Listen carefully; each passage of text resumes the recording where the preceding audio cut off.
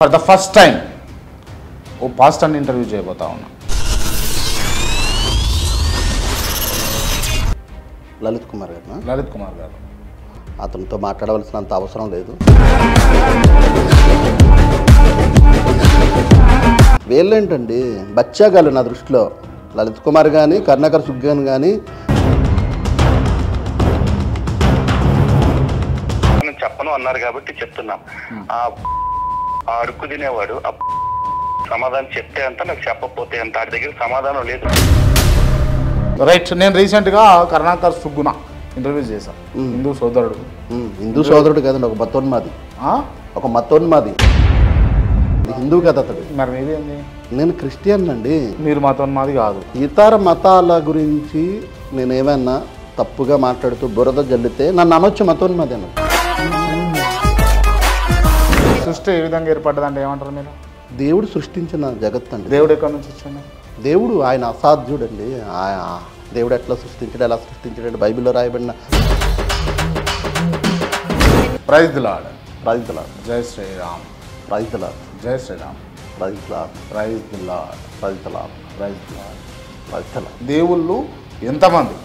ఒక్కడే దేవుడు. ఒక్కడే దేవుడు. ఒక్కడే ప్రపంచానికి ఒక్కడే దేవుడు. యేసుక్రీస్తు దేవుడు.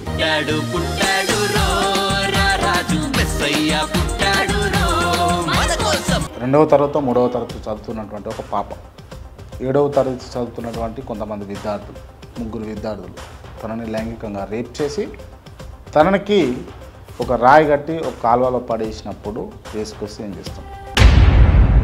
మనుషులు చేసే ప్రతి చెడు పనికి దేవునికి సంబంధం ఏంటండి? రామాయణంలో ఏముంది? రామాయణంలో ఏముంది? మీరు చదివిన రాముడు మనిషి ఓవరాల్గా ఒక వాక్యంలో చెప్పాలనుకుంటే మీరు వాక్యాలు మస్తు చెప్తారు కదా. ఒక వాక్యంలో చెప్పాలంటే రామాయణాన్ని మీరు ఒక వాక్యంలో ఏమని చెప్తారు? వాల్మీకి రచించిన ఒక మంచి కావ్యం అంతే.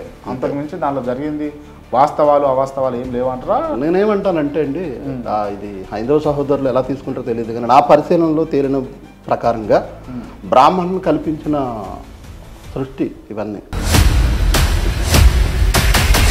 మీకున్న కష్టాలు నయమవుతాయి, మీకున్న రోగాలు నయమవుతాయి, మీకున్న కష్టాలు తీరిపోతాయి, మీకున్న బాధలు రావు, మా మతంలో చేరండి అని చెప్పే వాళ్ళను ఏమంటారు? సో మీరు క్రీస్తుని నమ్మితే మీకు మేలు జరుగుద్ది అని చెప్పడం తప్పేం కాదు. మా మతంలో చేరండి అని చెప్పేటటువంటి క్రైస్తవ సోదరులకు క్రైస్తవునిగా మీరేం చెప్తారు అది చెప్పండి. ఇదిగో మీ మతంలో నుంచి మా మతంలోకి వచ్చేయండి, మా మతంలో చేరండి అని, మతం మారండి అని ప్రకటిస్తే అది ఖచ్చితంగా మతం మాది. ఎంతమంది పాస్టర్లు మహిళలను వేధించరా లేదా?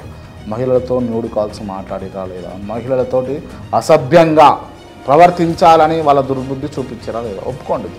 ఒప్పుకోరు. ఫస్ట్ ఖచ్చితంగా ఒప్పుకుంటారా? ఖచ్చితంగా ఒప్పుకుంటా. మీరు సెక్యులర్ ఇండియనా లేకపోతే బిలాంగ్స్ టు క్రిస్టియనా? Proud to be Indian Christian. Indian Christian. కొత్త పదం మీరు సృష్టించరా? అంటే నా తల్లిదండ్రులు నేను పుట్టేసరికి క్రిస్టియన్స్ వాళ్ళు. ఈ నేమ్స్ అన్ని కూడా బిలాంగ్స్ టు హిందూస్ అని అంటాడు తను. కాబట్టి ఇవి మా పేర్లే, వాళ్ళు మాకు పుట్టిన వాళ్ళే అని అతను అనడం అవివేకం. ఇప్పుడు వెంకటేశ్వరుడు అనేది హిందువులు కొలిచే ఒక దైవం.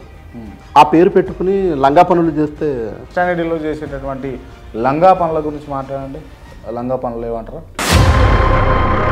స్త్రీల కుడికాన్ని పెట్టి స్త్రీలను వాడుకుంటారా లేదా క్రైస్తవులు కొంతమంది?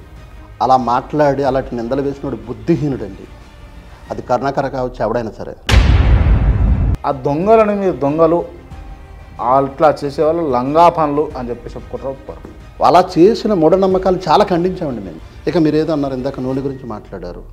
అది మూఢనమ్మకం కాదండి. అది అంటే నువ్వు ప్రార్థించి నూనె రాస్తే, లేదా నూనె రాసి ప్రార్థిస్తే వారికి స్వస్థత జరగడం అనేది, వాళ్ళకి మేలు జరగడం అనేది, వాళ్ళు అభిషేకం అంటారు, అనాయింటింగ్ అంటారు, అది జరగడం అనేది వాస్తవం. నీ మహిమ చేత తాకుతున్నావు, రిపోర్ట్స్ నార్మల్ వస్తాయి. మీలాగా మత పిచ్చున్న వాళ్ళని ఎట్లా మారుస్తాం? మానవలేం కదా అని మీరు అంటున్నారు. మాది క్రిస్టియానిటీ అనేది మతం కాదండి, మార్గం.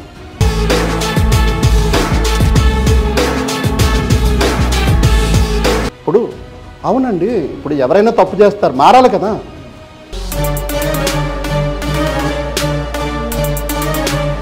నన్ను నమ్మినవాడు మంచివాడు అవుతాడు, నన్ను నమ్మని వాడు చెడ్డవాడు అవుతాడు అని బైబిల్ ఎక్కడైనా ఉందా? సార్ నేనే ఉదాహరణ అండి. బైబిల్ని నేను ధ్యానించక ముందు, బైబిల్ చదవక ముందు ఈ యూత్ ఎలా ఉంటారో అంత భయంకరంగా ఉన్న వ్యక్తిని.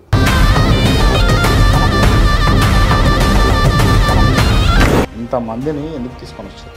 భయపడ్డారా? అంటే సహజంగా నాకు కూడా భయపడ్డారా? జైలుకి వెళ్ళారా మీరు అంటున్నా? వెళ్ళొచ్చారు. ఎన్నిసార్లు?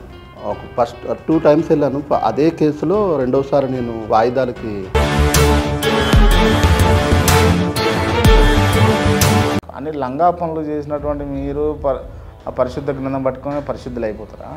నేను అనేది ఏంటి అది మారక కదా, మారక ముందు నేను బైబిల్ పట్టుకోకముందు ఎట్లయితే చేసారు కదా మీరు. బైబిల్ని నేను నేర్చుకోనంత వరకు, నేను పాస్టర్ కానంత వరకు లోకంలో ఒక మనిషిగా బ్రతికాను. అప్పుడు నా నోట బూతులు వచ్చాయి.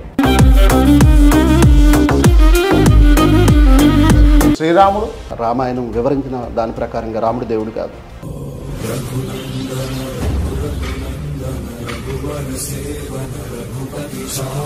ఈ స్థాయికి ఎవరు సరిపోతారు చెప్పండి? రాధా మనోహర్ దాస్ వాళ్ళ గురువులు ఎవరైనా సరే, హిందూ పండితులు ఎవరైనా సరే. రాధా మనోహర్ దాస్ గారు వింటున్నారా సార్? 2 సార్లు పిలిచాను, 2 సార్లు 3 సార్లు పిలిచాను రమ్మని. 26 ప్రశ్నలు కదా, 260 ప్రశ్నలు, 360 ప్రశ్నలు తెచ్చుకో, నిన్ను మట్టి కరిపిస్తా అని చెప్పారు రాధా మనోహర్ దాస్.